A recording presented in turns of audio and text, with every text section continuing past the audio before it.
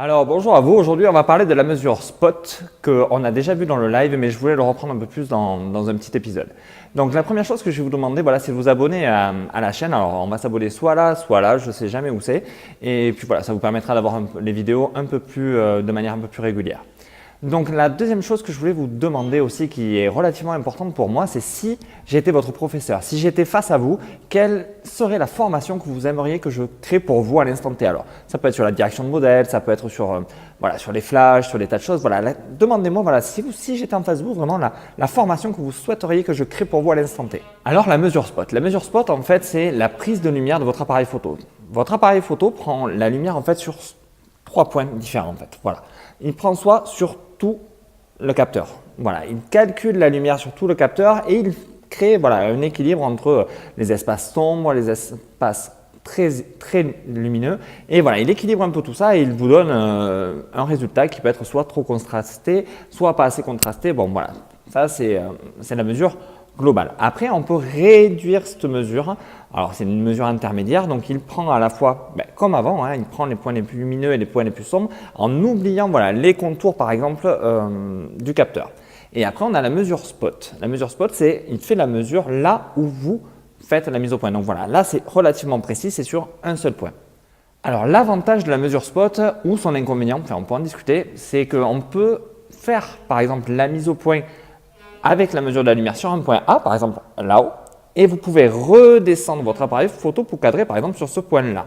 Donc il vous suffit par exemple d'aller faire une mise au point en haut, vous verrouillez, alors moi j'ai le bouton derrière sur Nikon, mais je ne sais pas exactement où c'est sur Canon, donc ça je vous laisse chercher, et vous relâchez tout en maintenant le petit bouton derrière, et vous faites votre mise au point par exemple sur cet objet-là. Et là, vous avez une mesure de lumière qui est effectuée là, vous voyez par exemple là où c'est clair, et vous avez une mise au point qui est faite là. Si vous aviez fait la mise au point à ce niveau-là, vous voyez c'est noir.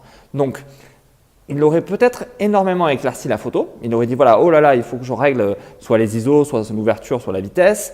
Et il aurait travaillé sur ce point-là. Mais vu que j'ai fait la mise au point sur ce point-là qui est très lumineux, eh bien, il va assombrir tout bêtement pour que ce point lumineux-là soit équilibré. Donc, ce qui peut être intéressant dans la mesure spot, c'est de chercher le point dans votre photo qui équilibre entre, entre ce point-là qui est très lumineux et ce point-là qui est très sombre. Je trouve ça très rigolo en fait de faire la vidéo comme ça.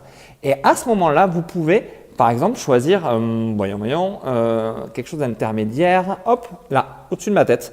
C'est un équilibre entre ce point qui est cramé et ce point, on va dire, par là, qui serait bouché. Et là, l'appareil photo fait une mesure qui va être à peu près équilibrée. Et c'est en ça l'avantage qu'il y a quand on est en priorité ouverture et vitesse de pouvoir savoir où on fait la prise de lumière. Donc voilà, j'espère que les explications sur la mesure spot ont été relativement intéressantes. Donc la mesure spot, ça se fait surtout pour la priorité ouverture et la priorité vitesse. D'accord. En manuel, techniquement, c'est vous qui réglez tout. Donc voilà, il faut être en semi-automatique en fait, en semi-manuel ou semi-automatique, en priorité ouverture, priorité vitesse pour que ça soit relativement intéressant.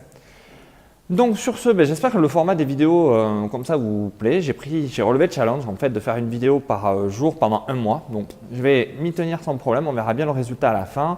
Et donc je vous invite voilà, à partager, à liker, à me laisser des commentaires. Vraiment, n'oubliez pas, voilà, si vous m'aviez un jour en face de vous en train de vous faire une formation, qu'est-ce que vous souhaiteriez? C'est vraiment ce qui m'intéresse. Et puis je vous dis partagez, likez, merci, à bientôt.